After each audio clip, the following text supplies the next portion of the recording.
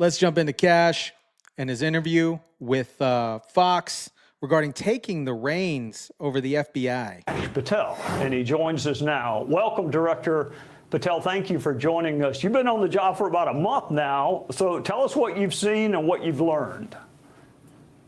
Well, Trey, it's great to be with you, and I wanted to stay radio silent for the first month, just a laser focus on restoring law enforcement and the credibility and the trust of the American people and getting the weaponization out of there. And in order to do that, you need a strong Department of Justice. And we have a courageous leader in Attorney General Pam Bondi and her team over there.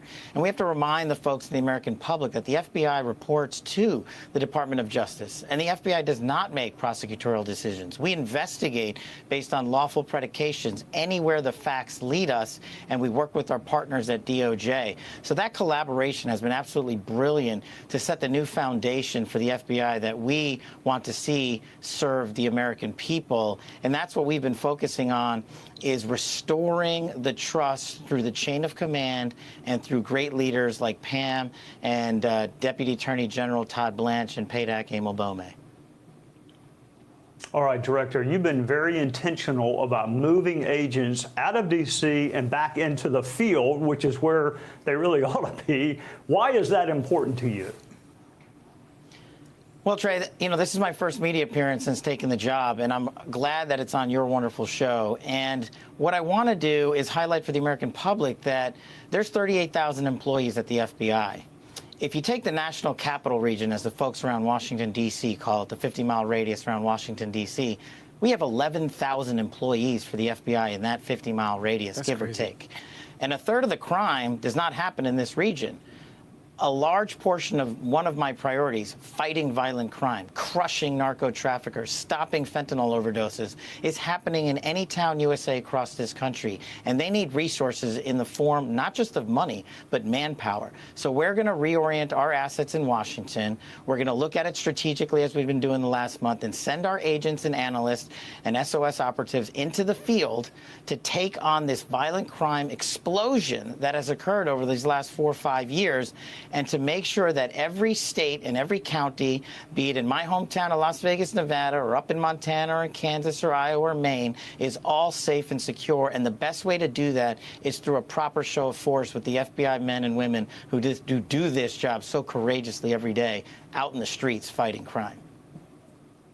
All right. That's crazy that the majority of the FBI, or a good portion, a percentage of the FBI, was located in Washington. No wonder why they weren't doing their job, right? They were just picking wedgies out of their butt and not doing much.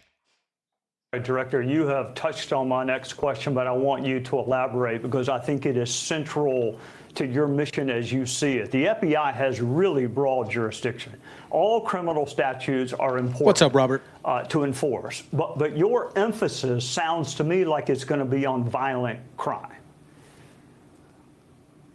It's definitely going to be a big emphasis. Look, Trey, you and I have been in government service before, and we overlapped in the House Intelligence Committee, where we exposed the largest corruption in FBI history during Russiagate when you and I partnered there. And that formed the foundation of my ethos going forward. We have to change to the dynamic threat landscape that is changing constantly in not just America, but abroad. Back then, CT and national security were up here, but now we see the narco traffickers and the gangs exploding in terms of violence in America, so we see that shift. And so we have to shift with that threat dynamic. We're not going to forget or ignore national security. Never. The consequential mission of the FBI is to safeguard our citizenry and our way of life and to investigate those that do harm to our citizenry. But right now, the major portion of that focus is on sex trafficking, is on fentanyl and heroin overdoses, and is on violent crime in the form of gang murders and homicides and rapes. Every 7 minutes in this country, Trey, a individual American citizen overdoses on a drug, a narcotic. Every 6.5 minutes, a woman or child is raped. And twice an hour, an individual in this country is lost because of a homicide. That is violent crime out of control. That is a national security crises. So we are treating it as such under this administration with President Trump's priorities and Attorney General Bondi at the helm of the Department of Justice. I don't know how or why the American public in the world refused to acknowledge this explosion in violent crime and found it acceptable for children to be dying off at such a vast rate.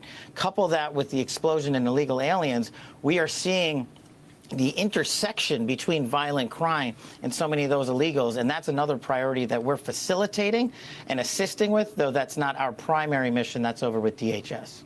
All right, Director, I want to ask you about something that I've known you a long time. You don't want to talk about, and that is yourself. But when you were nominated, I told folks that you would be a lot more fair to your critics than they ever were to you. But it's hard to forget what others have said and done. So how do you put that blindfold on and be fair even to those who were never fair to you?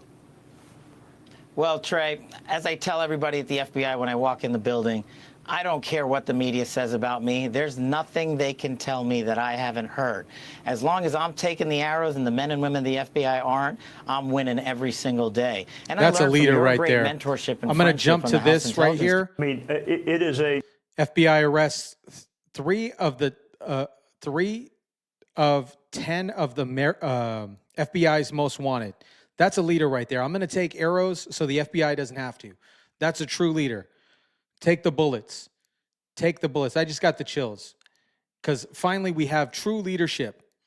We have true leadership, not coercing and slush fund gathering and all this other crap. We have a leader at the helm. It is a really good national security team, but update us on some things, some highlights of your first month that maybe we missed. I really appreciate this. This shows what the men and women of the FBI can do when they have leadership who are in lockstep with the national security mission of safeguarding our citizens.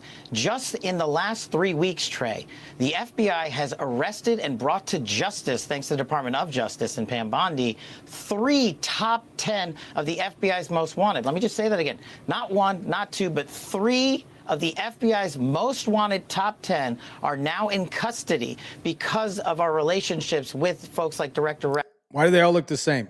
Ratcliffe and Secretary Hegseth and Rubio, and the list goes on. But we've also returned to justice in just one short week's time one of the architects of the Abbey Gate explosion that killed 13 of our service members. We did that in 1 week, flying through multiple countries and going into Pakistan and utilizing our liaison relationships and the leverage that we have, thanks to great guys like Johnny Ratcliffe, and getting a modicum of justice to the American people. And just to put that in perspective, those folks have been on the run for 4 years. And in the last 12 months before I got into this seat, Trey, do you know how many top 10 FBI's most wanted were arrested by the FBI? 0. That's the difference. Yeah. 4 weeks in, we got 3, and we're just warming up. 0 were arrested. All right, you touched on something, Director, that I think is essential to reiterate. 95% of the FBI agents you would love to have as your next door neighbor. You would love to have them coaching your kids in youth sports. You would love to attend a worship service with them. I think the Bureau's reputation, we focus on the names of people who have not upheld their trust, and not the agents, the line agents who are nameless and faceless, but are doing exactly what we would want them to do. And they are. And I want the olden days back when an FBI agent would show up at my door, or a police officer, and we'd welcome him in for a cup of coffee and have a conversation with them, because that's how I was raised, that to respect law enforcement. But I want the American public to know, too, we've had problems at the FBI. We are going to hold ourselves internally accountable for those meting out justice who have the privilege to serve and wear the gun and the badge or the uniform of the FBI out in the field. Where those missteps have been taken, we've already addressed that by eliminating those people from the roles of the FBI, and we will continue to vigorously uphold on a 24/7, 365 basis, as vigorously as we pursue violent crime, those that abuse or corrupt or violate their oath of office at the FBI. And I will not stand for, I will have 0 tolerance for those that we will utilize our badge to harm our country. And now there's not a lot of them. We've gotten rid of some of them, but we are going to have an absolute zero tolerance level, and we are not going to be hypocrites here. If there's someone in this building or in this mission that is doing harm to the American public, then the American public is going to hear about it, be it through Congress or through prosecutions. We've got some great cases in motion already, and I look forward to coming back hopefully soon and publicizing that. There is no corner on this earth we will not chase down a violent criminal, and there is no sector of the public we will not root out corruption and make sure the American people know what has happened, because that's what they deserve. This guy is a leader. He is a leader. Holy smokes. No wonder why his confirmation hearing took so long. They don't want this guy in. They didn't want this guy in. Now they got him and Bongino. They got the tag team. They got the tag team in. They know where the bodies are buried and who buried them.